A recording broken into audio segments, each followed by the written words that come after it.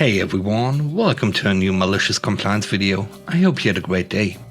The first story is called Know Your Worth. So I previously worked as a customer service rep for a big health insurance company for almost 2 years. It was my first job out of college, so I was just trying to get my feet wet and ultimately move on to something else within the company. I hit my year within the company a couple of months after the pandemic hit and things got bad. Parts of the company go on hiring freezes and the roles available get snatched up very quickly and it is super competitive. I applied to multiple positions and don't even make it to the interview stage. It's alright because I'm thankful for my current role providing me job security, even though the pay is abysmal. Fast forward to early 2021 when our annual review happens. I'm mentally checked out of the role but still doing extremely well metrics wise and I'm excited to see how big my raise is. I finally have my review with my manager and get a 4 overall on my review. Reviews are conducted out of a scale of 5. Typically people get 3s and that's pretty good, but getting a 4 is very good and one would expect a big raise with that. I am super pumped that I got a 4 and I'm expecting a big raise, and finally towards the end of my review we discussed the raise. My manager states that my 4, which again is rare and super good, nets me a 1% raise. Now I'm not going to get into the details of how much that is exactly, because it's rather embarrassing. But let's just say you would barely even see a difference in my paycheck. I was stunned and asked my manager how I could get such a small raise with such a good review. My manager says essentially something about the budget only allowing me a 1% raise, and if I don't like it, look for something else. I have to admit I was slacking on the job search, but that really kicked me into overdrive. 2 weeks after that, I was in the interviewing stages for 3 different roles at the same company or our sister company. And after a month of that, I got an offer I couldn't refuse. The new position came with a 32% increase in salary, and I couldn't have been happier. I told my boss that I had accepted a new role and mentioned the increase, and my boss was shocked. It was also very inconvenient, because I was the most experienced person on the team, so a lot of coworkers would come to me for advice. And I also had been assigned to special projects that I was an expert in, and now they would need to find someone else for that in a short period of time. In conclusion, know your worth and don't settle for less. The next story is called Always Read the Wording of the Things You Sign. This happened 7 years ago. Senior year, I realized I could add an anthropology minor to my degree and still graduate in time. I scheduled the appropriate classes to meet this new goal, but a class I needed was cancelled at the last minute because of low interest. So I signed up for a bunch of blow-off classes because all I needed were electives for my major. I go through the semester and every once in a while I get emails about not being scheduled to correctly graduate and that the deadline has already passed to meet these requirements. I replied to these advisors saying I decided not to get my minor and should still be good to go. Eventually I decide to call and talk to them. Turns out I needed upper level electives, so my ANF 101 and Basket Weaving for Idiots 102 did not count for that requirement. I go in to talk to an advisor. I ended up getting the assistant dean for this meeting. I asked them why they didn't notify me of the graduation issue sooner before the deadline to add or drop classes.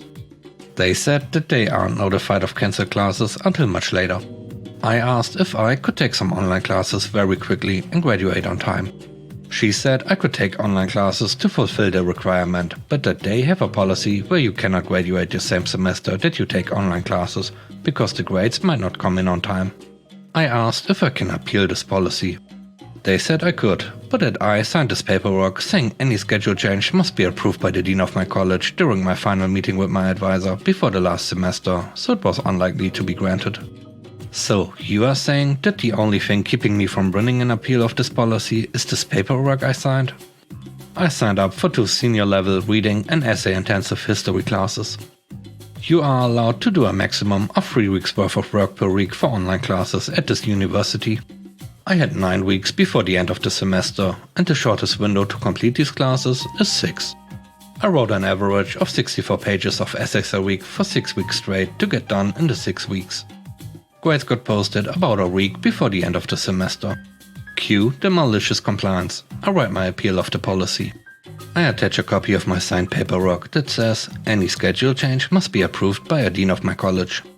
I also point out how the assistant dean tells me that they aren't notified of cancelled classes. How could this cancelled class that initially made me not scheduled correctly to graduate be removed from my schedule without my dean's approval? You, the college, violated this agreement that you had me sign. 1 week later, I was presented with my hand-labeled diploma that was not kept in the alphabetical and printed labeled diplomas of the other graduating students. I squeezed through so late that they couldn't even print a label for the envelope. Always read the wording of the things you sign when trying to get out of them. This agreement simply stated a schedule change, not a schedule change made by me. The third story is called New VP, Stupid Rules. This is from around 11 to 12 years ago. My team was both primary development and tier 3 support. Unfortunately, there was a known issue on our system that caused people's passwords to lock. We determined the issue and the fix that needed to be done, but we couldn't convince the management to let us make the fix. The issue had been there so long, nobody understood why the broken code was introduced to begin with. There wasn't even an entry for it in the code management system. And management said if we can't understand why it was put there, then we can't remove it. As a result of said issue, password unlocks for that specific system required a database update. It was simple enough to run, but as a result required tier 3 support to do it instead of the help desk. Each person on the team got probably 10 to 12 tickets per day just doing password unlocks in addition to the 4 to 6 actual tier 3 tickets. The place I was working had your basic timesheet system internal side to enter your weekly tasks and assign time to them. Members of the team for tickets mostly just had a single task for trouble tickets and assigned all weekly time for that for tickets, then had other tasks for development projects. A new VP gets assigned to the team and decides that every single ticket we work on should have its own timesheet task. We tried to explain about the password unlock issues, but he wasn't hearing it. Cue the malicious compliance. I convinced the entire team to just wait until the end of the week and take time on Friday to open their task and assign 5 minutes per. Opening each task took about a minute, so we also each opened a task and assigned about an hour time to just filling out the timesheet. This also meant that on Fridays the 7-person team was opening nearly 500 tasks in the timesheet system. In addition, once a task was opened and assigned time, only a PM or management could close the task. And for whatever reason, open tasks in the system could cause the system to bog down. So with 500 or so new and open tasks, the act of opening new tasks and the act of closing them took longer than normal. As the second week rolls around, there are still hundreds of open tasks. So the entire team does it again, but this time it takes about 2 hours for each of us, because we are bugging down the system even more. By the end of the third week, I literally spent half of Friday just filling out my timesheet, because it was hanging so much. The following Monday, the VP sent out a directive that all tickets assigned to tier 3 support teams should have a single timesheet bucket that was to be renewed each week by the PMs. And that all new timesheet tasks were to be emailed to your PM to open for you. They had to assign 3 PMs on week 4 to do nothing but close open timesheet tasks for the entire week, as by then it was moving so slow it was almost impossible to use. The last story is called Should Follow the Rules That You Sign Off On. I work in a combined IT-AV department for a somewhat large organization. So if there are any events going on, we are responsible for setting it up.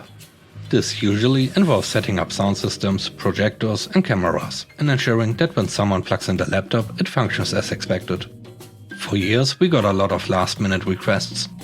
Some of them were literally along the lines of, "We are having a gathering tomorrow with 300 people. We need audio and projectors set up for 9 AM tomorrow and for you to advance the slides for us. Plus this video in my PowerPoint presentation doesn't work. Can you fix it up? We know you leave work in half an hour, but can you set it up? We knew about this for weeks, but nobody thought to tell you." So one day we complained to our manager, who agreed it was stupid and asked us to draft a policy that he could take to upper management and get them to sign off on. We did, and it was very straightforward. You need to give at least 5 business days notice for events. Presentations and media must be finalized and playable without internet access, one less thing to go wrong. And you are responsible for advancing the slides, because we are there to fix computer issues, not read your script and press buttons. Our manager took it to upper management, who agreed it was a good idea, and they signed off on it, and it was distributed to all staff. We had some people slip up, but they were held accountable and promised to not do it again. One day, someone from upper management emailed us. Let's call him Bill. Bill was holding an event for 600 people with a guest speaker, who had to be booked weeks in advance. The guests would need a laptop connected to the internet, because they had YouTube videos. the projector setup and wireless microphone setup because they would hand mics around for people to participate. The speaker was due to speak Monday morning and it was Thursday lunchtime. Plenty of time to set it up, but less than the 5 business days notice. Plus we were double booked by someone who followed the rules. So we said no, even though he was upper management. Bill was not happy. He demanded to know why we were refusing to set things up when there were at least 12 working hours between now and the event. All that was required was to power on the projector, turn on the mixer and turn on the microphones and then set up the person's laptop when they arrived Monday. Our manager heard his complaints and sent him an email. Dear Bill, my team has said no to setting up for this event and I support their decision. Attached is the policy on event support. This is a reminder that you approved this policy and agreed to abide by it. Attached are general instructions on how to set things up yourself. Best of luck. Bill managed to run the event without us, but he had to do a lot of running around and had a bunch of technical issues that interrupted the event. But at least he learned that if you sign off on the rules, you need to abide by the rules, because he hasn't slipped up since. Thanks for watching the video. I hope you enjoyed it. If you did, please leave a like and a comment. It really helps in the algorithm. Have a great day. Stay safe. Bye bye.